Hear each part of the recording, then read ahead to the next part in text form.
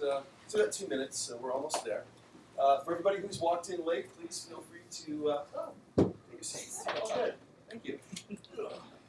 Real good. You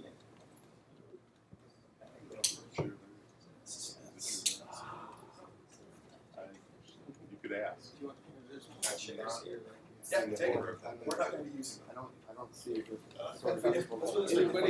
Well, Anyone know the password at the top of the heads? I guess you can. D Jobs, TYA. We may ask Is that the somebody guest to give up a chair Yeah. at some Guess point. 130. Okay. Assume it sounds like Dorian Jobs. Thank you. It's like Ask. the train, right? We're back. You see something, say something. Yes. Thank you. Good memory. You ready to go? Wait, could you share? Yes. that? It's okay. Okay. Harrison and Michael are going D to Jobs. talk to us about Coyote. Oh, sorry, I didn't. Go. All right. No worries. Yes, top 30 and Jobs TA. What was the password you said? D Jobs TA. D, All right, D so Jobs T TYA. YA. Yeah, thank you. Just TYA. I can't even. Know me as the guy who has a lot of questions, but for this purpose, I'm pretty much talking to you guys. All right, so so the biggest problem when a new person enters the testing field or any field at all is primarily the skills transfer. How do you get the knowledge of the senior person into the lower or the new person? And with this, everyone usually tries to use the fastest way by talking about what they once did or how they were trained. Now, the problem with this is that everything that they talk about is always their experiences. Everything from their analogies and their metaphors and the way that they convey a message to someone else is all completely theirs. And the problem with this is that if you are someone who's not of that generation or not of that lifestyle, you might not get a lot of the things that they're saying. So if you're someone who's very technical, if you're someone who never played a game, and your mentor is someone who's constantly talking about games and relating everything to games, you're going to be completely out of the loop. Now with this, Mike has brought up some thing that I really don't understand, so he's going to explain it. Thanks. So one of the things that Harrison and I, we should probably set the stage here a little bit and explain why we're even giving this talk in the first place. Back a year ago, Priscolis had his first step graduation. Can I see a show of hands? How many Priscolis graduates are in this class? Just go? Okay, cool. Thank you. And the one that's late. Well, okay, so, all right. So, come on in. We got room. Seriously. Supposed to be set up in rows today. Oh no, I remember. Well, excuse me, pardon me. Excuse me. Keep going. So the whole point was, a year ago, Priscolis approached AST about the opportunity of developing a mentor relationship. And I was one of the first people they asked. And they asked if I would be interested in being part of the program. And I said, yes, absolutely. And as soon as I said yes, they said, oh, that's so great. You've got just the person for you. And I thought, okay, cool. I think. You guys jumped that awfully fast. What have you got in mind? And very shortly thereafter, I met Harrison. And we started a mentoring relationship. And that mentoring relationship went through exactly what Harrison was talking about. I thought, oh, I got all these great ideas. I've been here. I've done that. I know all sorts of ways that we can, speed up the process. And it just wasn't clicking. It just wasn't working. And we felt that, kind of conflicting, storming attitude. We felt frustrated. We didn't realize that, what are we doing wrong here? Why isn't this working? And then we decided to take a step back and think about our relationship to begin with. And then we started thinking about mentoring in general. And in the process, we did a lot of research and we did a lot of study on the whole idea of mentorship. And we came across something that's pretty cool. I don't want to spoil the fun just yet. So up here, there's an initialism called RUAPA. this was popularized. Like I say, popularized in this sort of. If you're not a weightlifter or bodybuilder, you may have never heard this before. It's But- one of the analogies and the metaphors I was talking about. Bingo. So this initialism, RUAPA, was coined by Stuart McRobert. Stuart McRobert publishes a magazine series called Hard Gainer, and he publishes a book called Brawn. And in it, he puts this out that he says, for every success, it has 5 steps: read, understand, apply, persist, achieve. Seems simple when you see it. The read part is actually very simple. The apply can vary. Persist and achieve are nebulous. Understand is almost always when things go sideways. Because the biggest challenge to any mentoring relationship is developing understanding. Part of what we did today with setting up the room the way that we did, we deliberately set up a confusion. We set it up to be chaotic. We set it up to be backwards. And we just said, here, go use this. Some of you sat and actually faced the opposite direction. Like, okay, I'll just wait for you to tell me what you're doing. Some of you turned the chairs around. Some just sat and put their arms right on top of the back of the chairs, as they did. Some just moved the chair, sat down any way they felt. It's important because everybody has a different reaction to the environment that they see. And it's important for us as mentors to respond to how they react. If we force our worldview on somebody else, we may be successful, we may not be successful. Our chances of success grow greatly if we allow ourselves to see how our mentor responds to their environment and act accordingly. Harrison, take your rest. So, oh my gosh, you listened to the whole thing. Alright, now you're done. Oh, snap. That sucks. Alright, I'm not using that. Your laser thing is weird. Oh no, point to the laser and It's all right. I don't want to fix that. Harrison, I can drive. Alright, cool. It's right So, back primarily, teach people to teach themselves. Now, this isn't a new concept at all. This has been around for quite forever. You have from the Socratic method to... One second.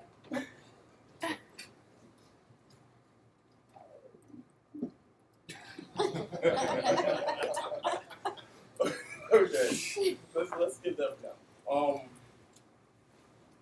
So when we all go anywhere and we see something that's marvelous or exciting, we usually look at it in a way that, oh, that's cool. That's awesome. Like, I didn't know that you could tie a knot to catch a bunny and then cook it later. Then later we get home and go to the grocery store and buy a bunny and cook it ourselves. See, the thing with this is that's you look at primitive people as being uninvolved, not really on the level of where we are right now. We have technology in stores and everything like that. So the thing is, we also see them as they're not as on our level knowledge-wise. So we're not actually smarter than them. They're actually able to take the environment around them and shape it for what they need. All we pretty much have is just a. Well, does anyone know what veneer is? What? Again? Veneer? Yeah. Up in the- It's a veneer. They're covered with polish. Yeah. So pretty much all we have is that basic covering of what tech gives us. And this is a double-edged sword. Pretty much, we walk around, we're smarter than everybody, we don't have to take anything from anyone else, and at the same time, we don't let anyone able to knowledge or pour into us because we have all our answers right on phones and laptops and internet. So emulate like tribal skills. It's the point that we wanted to address with this, and one of the interesting factors that you'll oftentimes notice is we have lost something very valuable in our modern world. And I guess it comes up to other people to decide if that loss is important or not. Does it ever astound anybody that 2,500 years ago, somebody could step on a stage, face an audience, and sing the entire contents of Homer's Iliad without making a mistake? Could any of us here today, even if given 6 months, do the same thing? Older cultures, the ones that didn't necessarily have that technological sheen, and don't get me wrong, technology has been with us for millennia. We've always developed it. We've always grown it. But every time we grow something that allows us to take a part of our brain and put it someplace else, cuneiform writing, the printing press, the internet, every time we do that, we lose a part of our memory. Now that's not necessarily bad. We don't actually need it, right? We're approaching a point in time where what was once upon a time scarce, that fabled knowledge of the performers and the priests and the elite caste, which was known to just a very small few, we're getting to the point to where that knowledge is available to everybody at the click of a button or a search or go to Wikipedia. And we even take pride in that. If somebody asks us, do you know how to do this particular thing in SQL? No, I don't. But you know what? I know where to look to get it. Is that okay? We honestly I don't have a clear answer for that. But I think there's something that we miss when we rob ourselves of the gift of memory. And that's what tech takes away from us. And that's what, in our mentoring approach, we're relying on the tech to fill in for those tribal experiences that everyone used to have. When I'm talking about tribal experiences, I mean those experiences of ancient times. We're talking warrior cultures. I'm talking about Native Americans that learned how to use a bow and arrow for survival, or who tamed horses so that they could branch out farther and hunt farther. I'm talking about the code of ethics that dominated the early samurai or ancient Khmer warriors. Pick any culture in the world. These skills were not just about, oh, those are good, neat techniques, and I'd like to know them. If you didn't know these things, you would die. They were that important. And so mentoring was built around the idea of keeping people alive. And the skills that we're going to be talking about branch from that. And that's one of the things I found fascinating was that tribal cultures, those that are a little more primitive, that don't have many of the same features that we have today, actually do some things a lot better than we do. And there's some things that we do that are much better than them. But it's those ancient ideas that we want to talk about. So, Coyote Teaching is originally was made by a survivalist and somebody else, John Young and Tom Brown Jr. But for the purpose of this, it's made popular by Mike and I.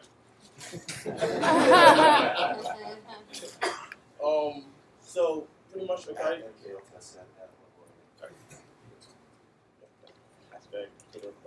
Anyway, so Coyote Teacher is, well, if you're not ready for it, and if they don't tell you, they could be quite annoying.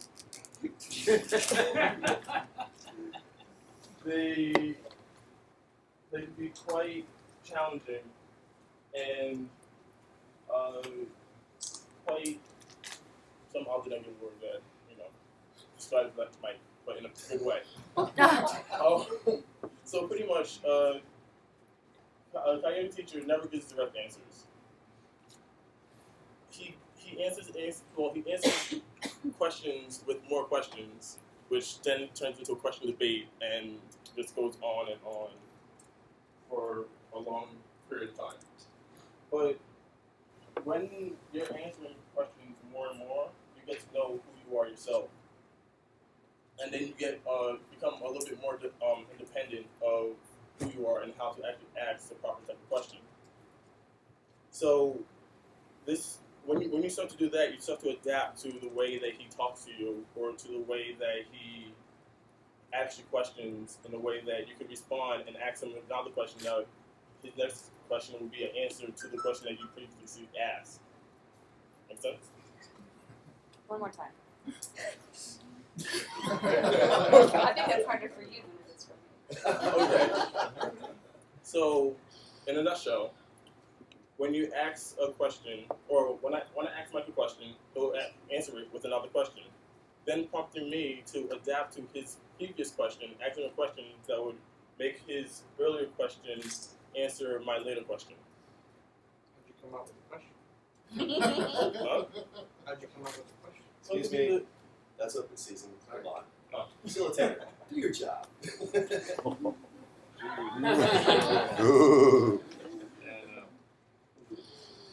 All right, so a little bit about the coyote versus man. Everyone knows what's the little fluffy dog at the bottom, right? Yes, that is the coyote. See, a coyote is normally known as the trickster and the cunning. I'm going to take your snacks before anyone else takes them away from you. Being a jerk. But coyotes learn how to adapt in whatever environment they're in. Man does the same thing. As men, or as humans, I should say, we adapt in a way that we're able to live wherever we want. If we want to go to the moon, we do that. If we want to live in a wilderness and survive in a treehouse, we could do that. If we want to live underwater, I'm pretty sure there's a way that we could do that. That would be and doing this, we all live in a world of extremities. In the toughest conditions, we are able to survive in places that we're not originally meant to. I mean, we did take over most of the entire planet, except for the really cold places. It's like Canada. That's a discussion for another day. Canada. So in order to do this, we have to usually go beyond what we normally talk about.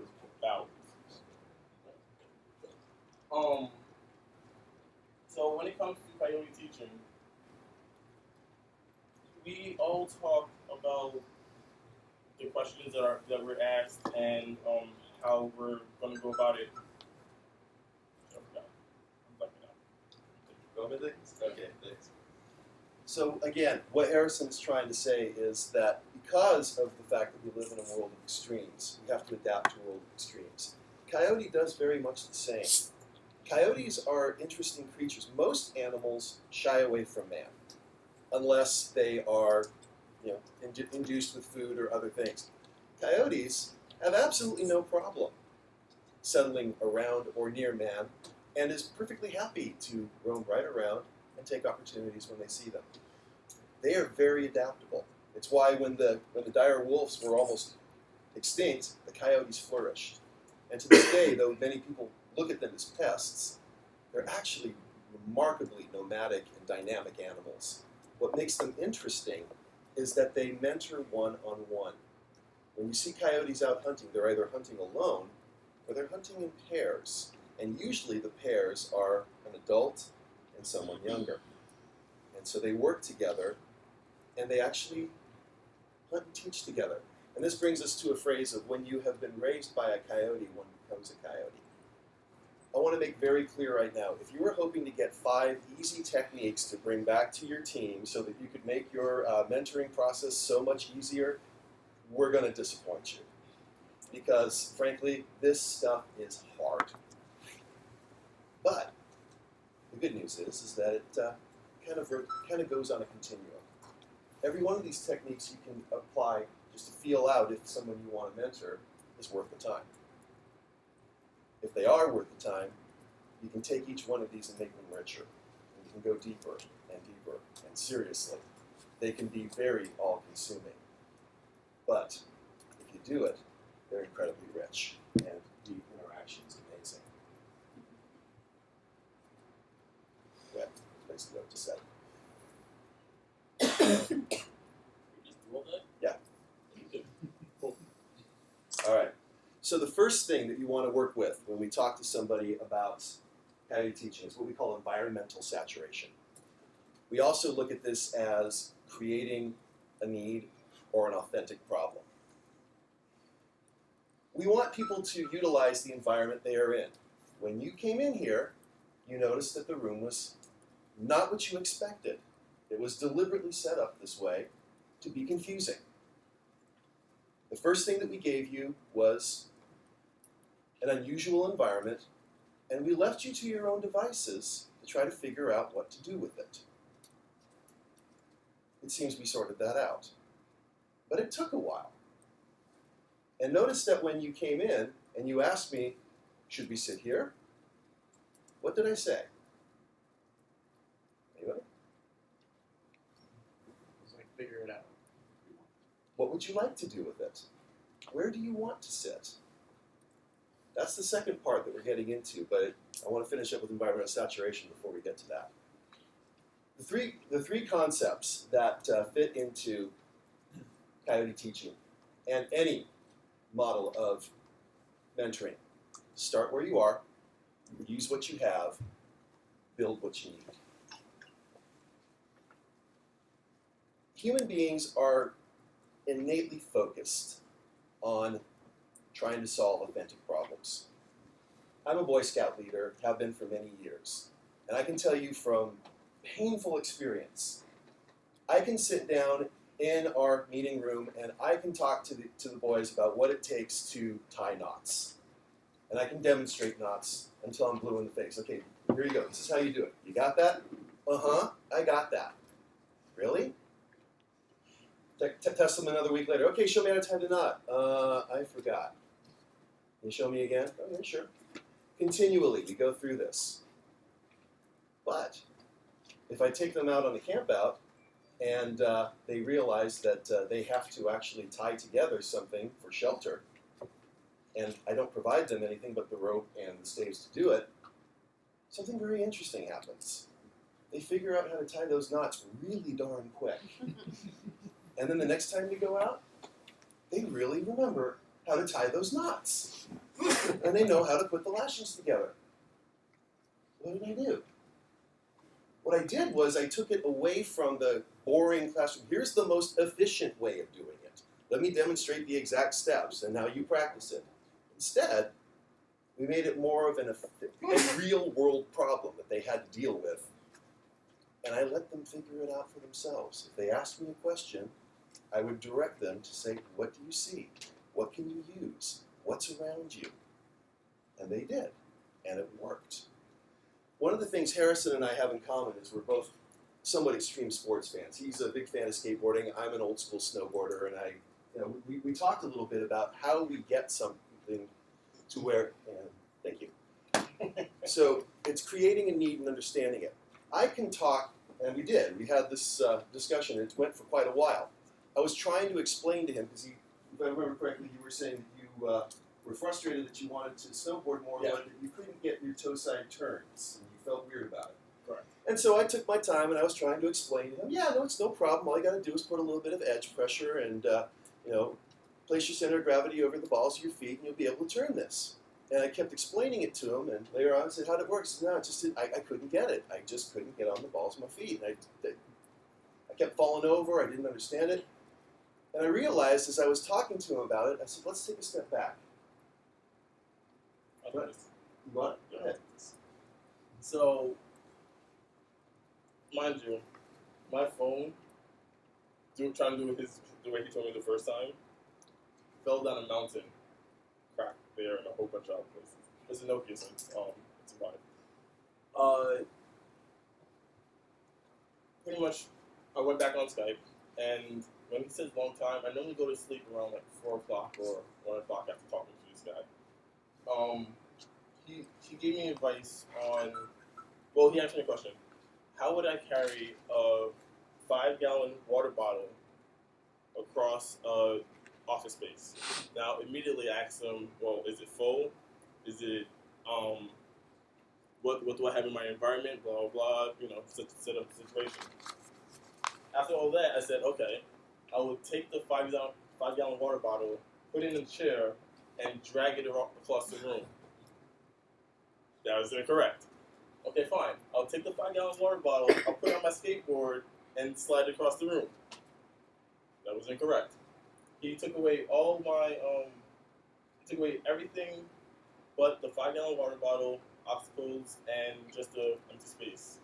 So that made me think, okay, how would I do this? Well, if I'm carrying a long distance, I don't want to put it on my top of my shoulder. Because if I put it on top of my shoulder, I'm probably going to hurt myself. Then I thought again, okay, how about if I hold it like a baby and carry the neck and then, kind of slide it across, to eventually where I'll be able to walk and put it on the stave. The minute I said this, he was like, aha. That right there is your balance point.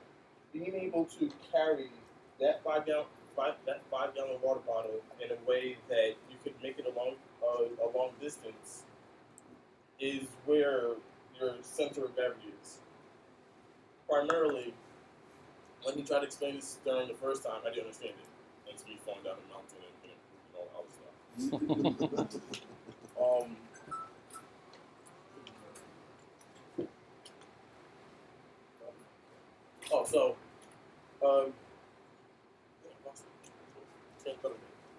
It's okay. So we're going to move on to the next point of this. So one of the things that we use, and again, to close off this point of creating the need, when Harrison finally got to the point, he says, well, I would cup that bottle, and I would kind of, and he showed me actually on the screen, so I would cup the bottle and I would push my hips forward, and I went, there you go. Now you got it. I can explain the mechanics of how to do a turn. I can tell you all the minutiae you need to know and everything else. I cannot teach you how to find your center of gravity. But I can bring you the tools that can teach yourself how to find your center of gravity. And once you've got that, then we can move forward. So we move into the art of questioning, which is, we usually, if somebody asks a question, we do our best to give them the most direct answer. We always try to say, here, because we want to be efficient. We want to tell them what they need and get on with our day. The problem is that we think they get what we're talking about. They can even nod up and down and say it. They can even repeat what we said. Yes, you answered it. Perfect. We don't know that they've got it. We don't know what they understand. They might have a 1-inch depth, shallow understanding of what we're trying to talk about. If you really want to make sure that they understand, replace every answer you would give them with another question. To an earlier comment, what prompts the question? It starts with the need. What is it that you're trying to accomplish? I want to test an interface on a system, or I want to test the way that two machines talk to each other. Okay, we're going to configure up two machines. So you know how to run the IP tables command, right? Yes. Okay, great. Come back later. So how'd that go? I asked you if you knew how to run the IP tables command. Yes. You said you knew how to run it. Yes. What's the problem? Well, there's a whole lot of parameters there that I'm not used to. Who's at fault here? Me, the mentor. I'm at fault because I shallowly asked, do you know how to use the command? I let them answer with a yes. If I wanted to really gauge with them, I would say, tell me how you would put together a routing command between two boxes. Now, we say, well, I'd start with the IP tables and the IP address and, oh, wait, Now they're expressing what they know, and you're getting a feeling for, okay, this is how deep we've gone. We can go deeper than this. Let me show you how you can set up the IP tables commands. I'll type them out for you. Here. Do you see how we've done this? Great. You know what each of these options are? Yes. Walk away, come back a little while later again. So how'd it go? Well, it didn't go so well. Why? Because I typed this in here. They didn't understand what the options were. They said yes. They understood that it was an option, but we didn't really get into depth of what it meant. So by asking questions for each level, and like I said, this is where it starts to become hard. We need to, if we have a direct destination we want them to get to, we don't want to tell them, here's your path, walk there. We want to ask them questions so that they can figure out how to get there. It's like being on, I say it's like walking in a city. Well, in a city you got street signs and you've got streets. I liken it more like being on a boat on a river where you've got high reeds and nothing around you and the sun up overhead and you ain't got a compass. How do you know where you are? What you have to do is just have to start looking around and saying, we want to get over here. I'm going to ask you where we're at and what you understand about where we are, and then we can start triangulating. And it's not that I want to tell you where to go. I want you to ask and figure out where to go for yourself. I can best do that by asking questions that help you go a certain direction. What's also cool about this is that by asking questions, they might give me an answer that's totally in the opposite direction. It's not where I want to go. It's not where I want them to go. But it may give me an idea. Well, that's interesting. Hold on. So you're thinking about it from this perspective. And why? Why is this interesting to you? And they answer. By answering from that perspective, we may develop a new idea and go, hey, let's try something here. Let's see how far we can carry this. And you may come up with a totally different solution, which is awesome. So, Yeah, you're going. no. Okay, fine. Others real quick. So, Mike has this thing set up at Mount Hazard, and I didn't realize it was so huge, but it's this whole huge community of Miyagi-Do. And I don't want to go too much into it because I might ruin it for someone else who also wants to try it, further down the line. But what they do in this is they'll have a product for you to test, random product, and they'll ask you questions about it, or you'll ask them questions about it, and then eventually they'll throw you a curveball. And the idea is, during this challenge, you want to be, Calvin and Hobbes. You want to be that little boy with his imaginary stuffed friend tiger that's poking at everything possible and trying to bend the rules for it to fit you. Also, when you're talking in this manner of the trickster or transformer, you want to also explain it in ways of what I took away from someone else, the little Timmy story.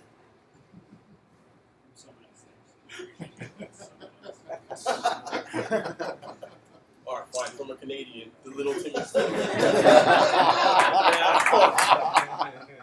Well played. Now, with little Timmy stories, you're pretty much saying, here is little Timmy. First we need a problem. Give me a problem. Anybody, give me a problem. Passing the history test. Timmy is falling down a well. So you want to create a story that's interesting in a way that little Timmy's falling down a well, and so little Timmy's falling down a well, and you want to engage whoever you're talking to in a way that they're interested in little Timmy. Oh yeah, little Timmy's down a well. Supposed to have someone save him. But you see, there's rocks and snakes and beetles at the edge of the well and at the bottom of the well, and there's so much going on.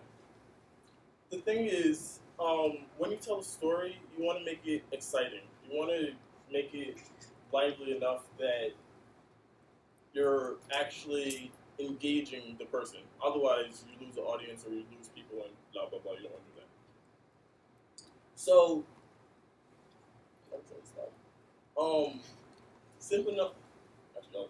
Thank you. Yeah. Always good reading up. Stories are inherent to our culture. It is our cultural memory when you get right down to it. The most important lessons that we learn are often tied to stories. It's what mythology really is. And I'm using mythology in the broad academic sense. I'm not disparaging anybody's belief system or anything beyond that. Mythology it's the cultural overlay that helps us capture deeper meanings. Plain and simple. So when we try to tell stories, we want to be able to do it in a way that allows people to have a better memory of it. Again, back to scouting. As a Scoutmaster, I oftentimes do what's called a Scoutmaster Minute. And to do the Scoutmaster Minute, I could say, I want you to not look at the person that you see and make judgments of them. I want you to really get to know what they're all about. I could say that. Are they going to remember it? No. But if I bring 2 cups into the room and one of them is absolutely filthy on the outside and I place it on top of a shelf, and I take another one that is absolutely spotless and place it on a shelf, but the filthy one I went inside and cleaned really good, sterilized it. The other one that's nice and clean on the outside, I took a lump of potter's soil, dropped in, put it on the shelf. Boys walk in the room, they see it, I say, hey, how you guys doing? Take a bottle of water, pour into the 2 cups, ask one of my scouts to come up. You thirsty? Have a drink. Which one do you think they're going to pick? The clean one on the outside, right? Almost invariably they do. They come up, they grab it, and they look at it, and they get repulsed because they see this pile of sludge inside. And then I walk up and I grab the filthy on the outside one, say cheers, and I drink it right in front of them. I place it down, and they look inside and notice that it's absolutely clean. The moral to the story, they never remember. 2 cups, they never forget. That's how stories are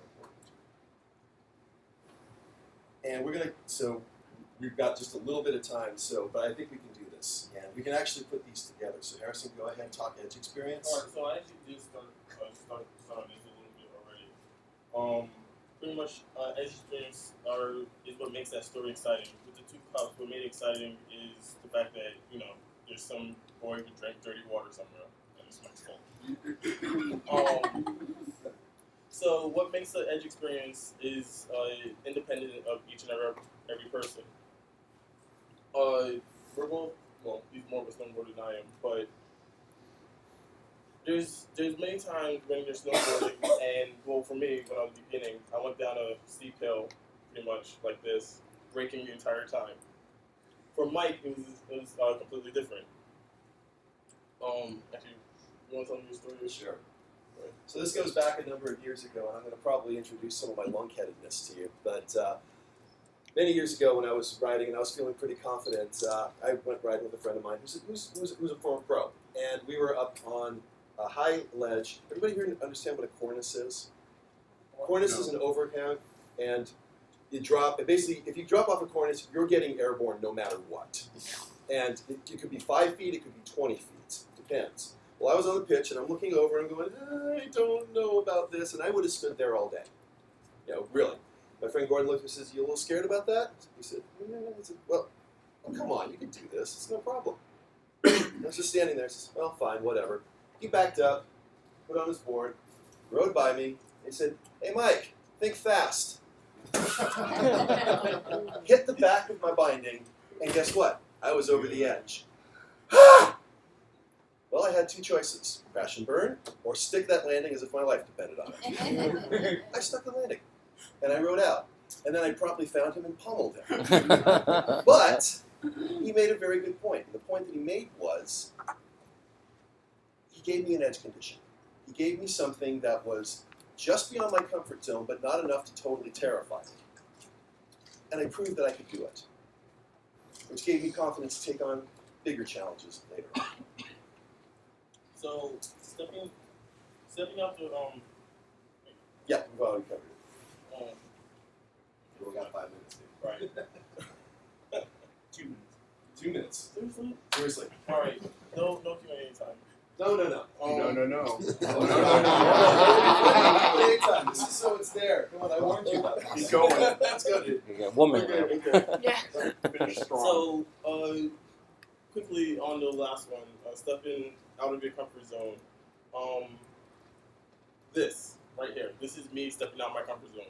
Normally, I'm one-on-one, I'm really happy, I'm really energetic, I'm really all over the place. Right now, I'm tame and quiet. And that could also be taken as a taboo or a constraint that's placed on me. Me not wanting to go into that situation where I'm in front of all of you guys talking and looking around and freaking out on the inside. But at the same time, I'm learning from this experience. I'm learning that from next time, I know, don't freak out. Calm yourself down. Take a breather. Go on and actually pay attention to the faces because they're interested in what I have to say. So this concept goes no matter goes with everything that you do. Children, technicians, porters, anyone. Really? No. Okay, cool. So this concept goes with everything you have to do. So with taboo,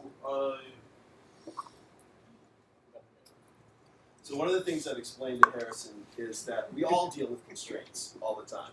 A constraint is just a situation where you can't do something you might want to do, or something's not available to you. You work without it. A taboo is when you put in a consequence. One of the ways that I like to describe it again, snowboarding. We would practice riding switch, and when we ride switch, that's when you switch your board around. The constraint is I can't ride the way that I feel comfortable doing. A taboo is where if they catch me riding the way that I should be, they're allowed to come up and punch me in the arm and say, you're not riding fakie, get back. So that's how you end up with, so that's the difference between constraints and taboo. I want to help Harrison get to that. And in conclusion, all the stuff we said already. we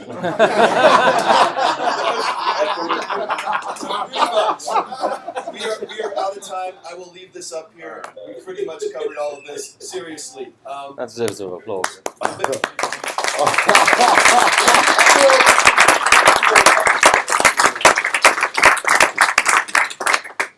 And it's open season time, and this room is really hard to pick the numbers out, so.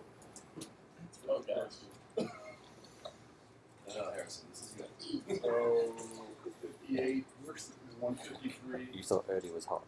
31, 69, 226, 16, 172, 160, 73.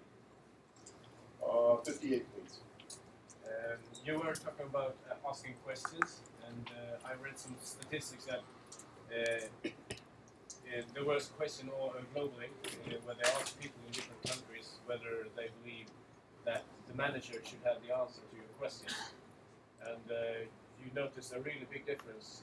And I don't remember the US, but in Asia about 70% thought that the manager should have the answer to the question, whereas in Northern Europe it was about 7%. So my question is, how do you, from a mentoring perspective, cope with that? People from different cultures, do you have any experience with that? No, I do not. Let me get that right. Yes, there are certain cultures, and yes, I do have experience with this, where not so much that it's the manager who has to know the answer or the way that things are done, but what is acceptable to say yes to or not to say yes to.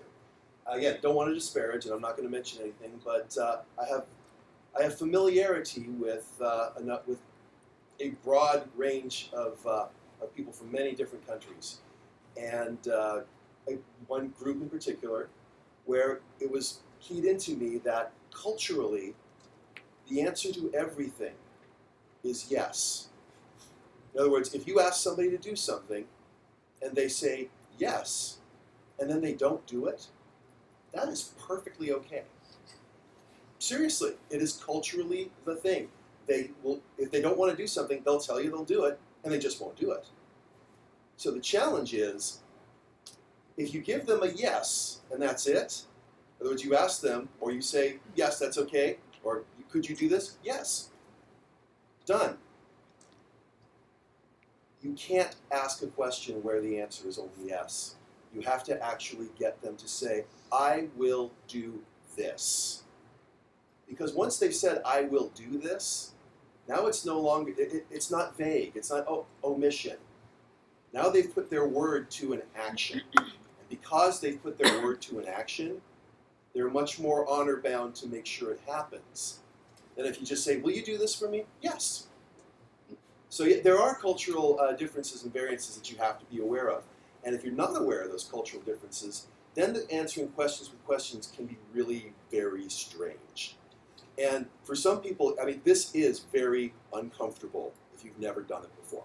If you work with somebody and you don't answer their questions with a straight answer, they get very agitated. And they might not even want to talk with you. So approach with caution, or even say, this is a technique I'd like to try. And if it frustrates you, just tell me. But let's give it a go. And you start gentle. You don't have to really get knee deep into it. But if you start gentle with it, and they understand that it's okay. I'm not doing this to humiliate you or make you feel bad or inferior. I'm doing this because I want to really understand what you know. And if I do understand what you know or don't, then I can tailor what we need to do so that we can get you to that point. Or, as I said before, you might answer something that is totally unexpected to me, but really intrigues me. And we might go a whole different direction based on what you told me. That's fun too. So there's lots of value to either way that you use it. 114, same thread.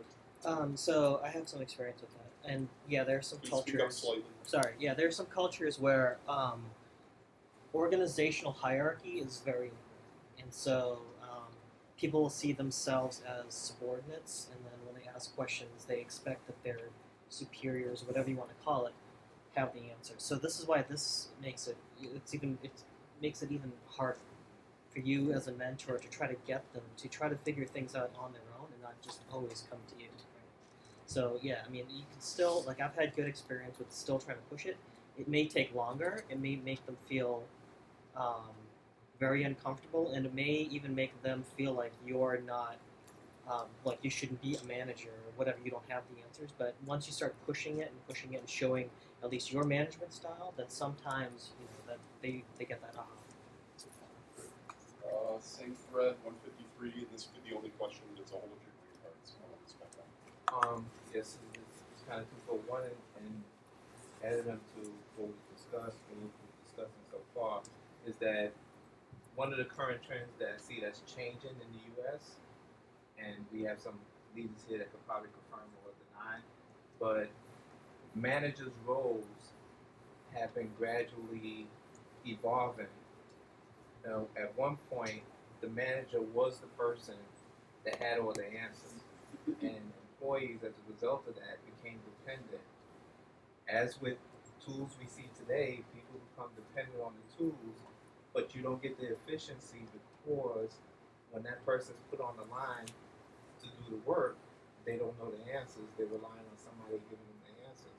And so now, and managers were often interactive. They were actually doing the work as well as managing the work. And so what I've seen as a trend now is that companies are requiring managers to take a step back and say, wait a minute, we're not putting you there to do the job. We're putting you there to manage the job. And so when employees come to you for the answer, wait a minute, you have to find the answers. And we're here to do the coordination. And so that trend, from what I've seen, is gradually changing. And it goes back to my initial question, which was also part of a statement, is that one of the elements that you mentioned about technology is that it's true, it's not a matter of whether we are smarter or dumber or whatever, but we do lose something, and what we lose is, and it's valuable, is the ability that when we lose that technology, isn't there also the danger that when we no longer have that technology, we are unable to adapt because we become reliant on that technology. And that's one of the questions that's out there, which takes me back to the whole discussion about reliance on automated testing. Right. Hi, Paul. Automate testing. Exactly right. And again, that is a good approach, and it's a good use of a constraint. Is being able to say, if we're trying to teach a lesson, what if I took the tool away from you? Or what if I disabled the tool so you can only use a subset of its features? What would you do? And if everything that you've depended on is all tied up in that tool, then I dare say that you don't know as much as you think you know. But you won't understand that unless that constraint has been imposed. And then there's a learning opportunity there, and you can go deeper and broader with that new knowledge. Okay, so I'm going to pause the thread at this point. We'll come back. Yeah, But there's pause. Sorry. 31, please. So I have a question for Harrison. So after this talk, is this a story that you're going to take back and teach somebody else with about your experience? Not immediately, but yeah, because like I said, I'm not. Well, actually, I should have sat down and talk. I'm more calm now. But You did fine. You did just fine. yeah, but not immediately. Because first I gotta like think and I evaluate myself harshly, kind of. So yeah, eventually I will probably bring it up as this is my learning experience. This is what I went through, but in a way that is more entertaining. And, oh yeah, to me I totally bombed. Like everyone stopped at the end, so I guess it was fine. It's a pretty good crowd to get talked to. Seriously. Okay. New thread 226. Yeah, so all things individual. So I'm wondering how you know this relationship is done. What are the stopping heuristics for Coyote Teaching? So I'll repeat. What Justin is asking is, at a given point, just like in the wild, when a pair of coyotes go out and hunt, at some point, it's like, I taught you all you need to know. Now it's time for you to go fly on your own, or find another coyote to teach. And honestly, it depends on how deep that relationship is and how far you want to go. And it's challenging because if you are engaged and you are working together and you do have a certain confidence in that level of work and you keep getting deeper and deeper and you're both being enriched by it, then it is tempting to keep going with it and keep working with it. Now, at that point, there's a certain point where the mentoring relationship reaches parity. It's where he knows as much as I know, or vice versa. And we're no longer really a mentor-mentee, we're now peers. And we recognize that we have a peer level of understanding. And that will come in time, and we'll start to recognize that. And I, as a mentor, should probably initiate that. Give a challenge that would be difficult for me to do. Engage how they do with it. And if I find that, wow, they did as good or better than I would under the circumstances, then I might start saying, you know what, I think it's time for you to go find somebody to mentor yourself. So you become the mentor, and you go reach out and talk to somebody. And if you have some trouble with that, then come talk to me. Because now that parity is different. Now we're looking at a different approach. I have people that have been my mentors in certain disciplines for years. And I still consider them as such. And there's others that I've surpassed. But either way, the dynamic of the relationship changes. And very often you both know when that moment happens. If not, it might need to be pushed by the mentor itself to say, you've got enough. Go fly. Okay. So speaker, wait a minute. So you can answer. You can answer. I just want to, just logistically, we have about 12 minutes left. We have 7 green cards. So please keep your answers and questions and answers concise. Yes, or I will cut you off. Jared, go. So there was a period where like he stopped talking completely. When I asked him like a few questions, it was like just a blank period. So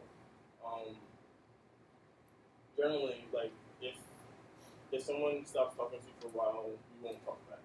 That's generally what the rule is. But because I felt like I could have still got a lot more knowledge from him, I then pushed the issue on, hey, can we, pick up where we left off on this, blah, blah, blah. With the Coyote Teaching, I didn't know that he was doing the whole trickster transformer part with that. He was doing that on purpose. So, it goes on, like, when both parties wanted to stop, or, when you're satisfied. That's good. All right, new thread 172. I wanted to know, instead of asking yes questions, where can I learn how to ask better questions? Do you have some? Okay. For me, like, anytime I ask questions, they're primarily for my own benefit. I don't care about all the questions that everyone asks. Well, I strip out the answers because I love the knowledge and the information. But anytime when I ask questions, I'm not usually looking for a yes or no. I'm looking for okay, this is gonna answer my question in the long run. Earlier you had the whole question about answering questions and questions, blah blah blah. So in that sense, I'll ask them a question that would answer a question of something else, like I had a question about test cases, and then he answered that same question in a way that I answered my own question by asking the next question. If that helps. Good. So far I have 5 things on the stack. Let's move on. 160, please. Yeah, so I thought the whole naturalistic metaphor was really, really interesting, and it got me thinking about in nature, when you try to adapt and make a bad decision, it can be fatal. How do you deal with bad decisions? How do you deal with those kind of things when it could be catastrophic, where you go down this path and it can go crazy? For that, well, obviously, whatever I'm testing via Skype, it's not real. So you're taking away the environment of being in danger and doing it in a safe environment, kind of like a sandbox sort of way. This way, I'm not injuring any client. I'm not injuring myself or him or. But he's got a good point. What he's saying is that in nature, bad decisions can be fatal. Yes. So that's where constraints and taboos come in, and that's why taboos exist. Don't go into the forest at night. Why? Because some great, green, multi-armed monster will eat your soul. Terrify the children young. But it served a very valid purpose. Don't go into the jungle at night because you can't see where you're going, and there are pits and there are animals that will possibly kill and eat you. Not necessarily in that order. Seriously. Because of that, by placing taboos and having people do that, you place boundaries so that they don't run the risk of being hurt. We still do it here. Good. Along that line of when we teach RUAPA software testing, I know Mike calls the same type of thing. You set up intentional traps so that the person can fall into those traps in a safe environment, like on Skype, so that way they'll see that coming, hopefully, when you're in their work environment and not commit professional suicide by doing something foolish outside. So having them actually experience the trap in a safe environment helps. I have some other questions, but I can discuss that.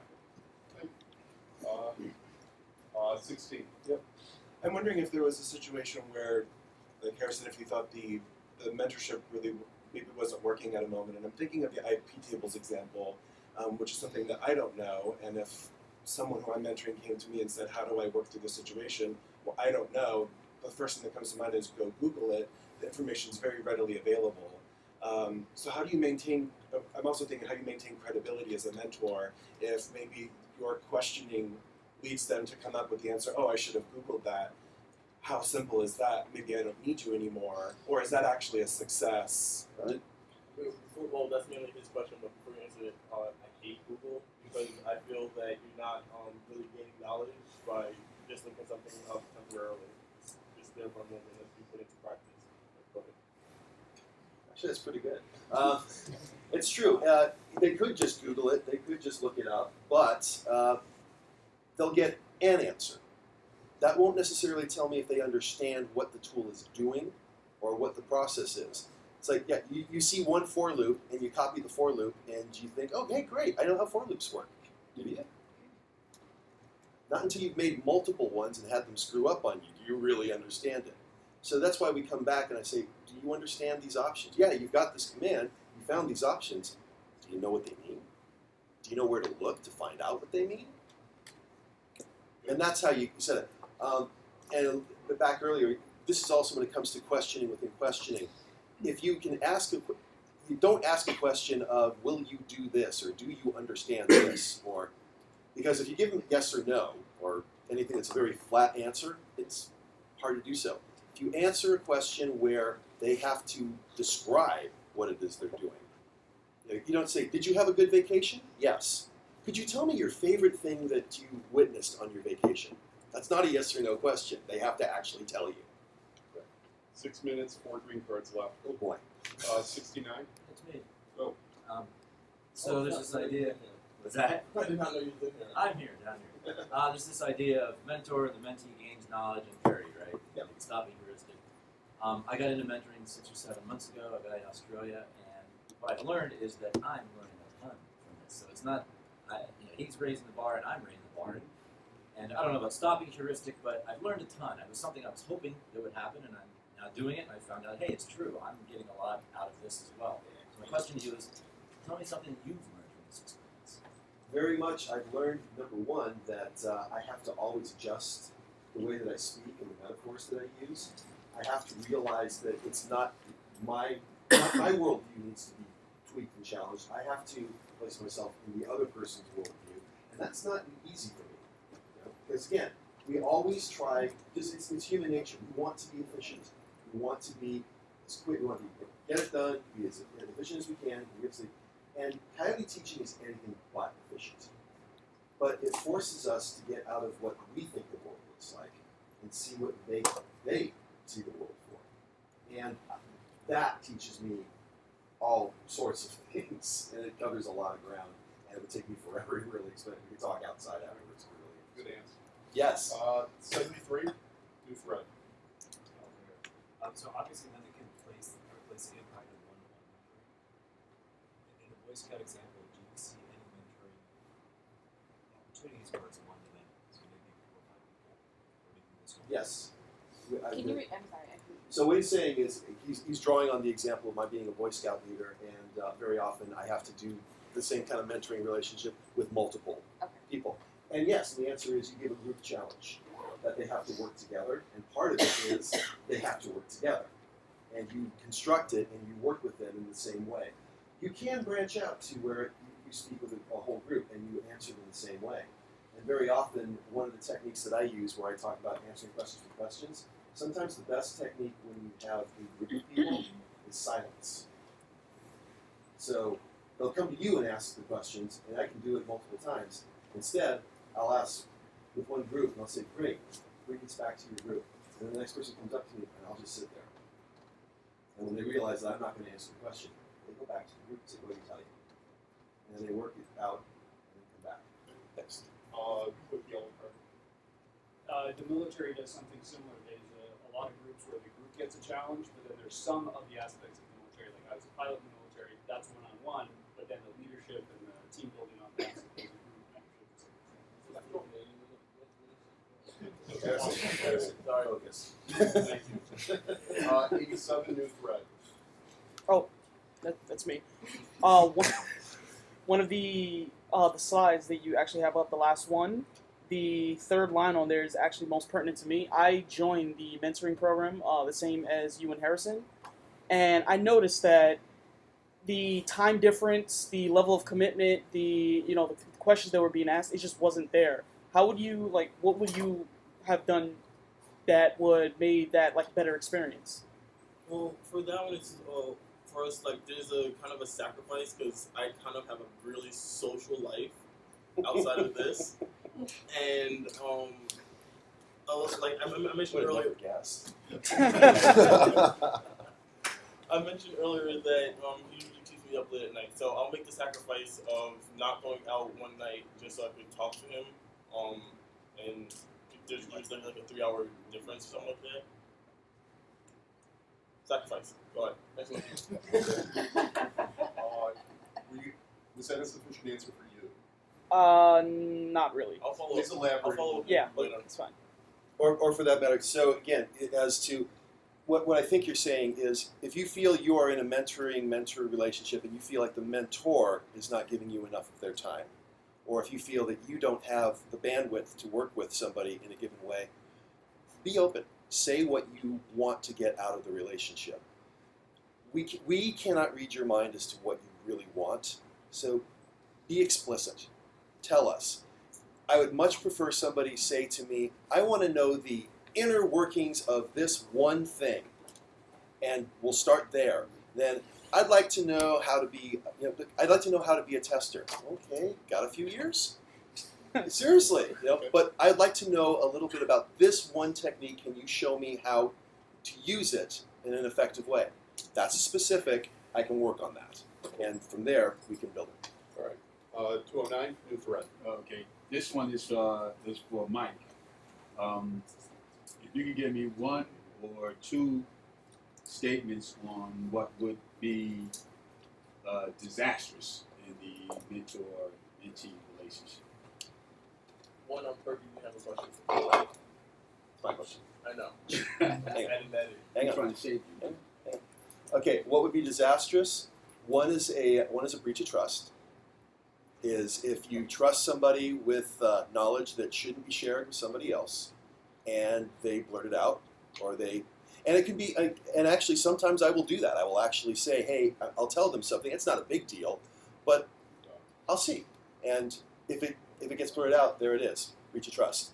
The second one, of course, is taking an edge experience that takes somebody beyond stretching and freaks them out. Both of those can be disastrous, and it can really damage a mentor relationship.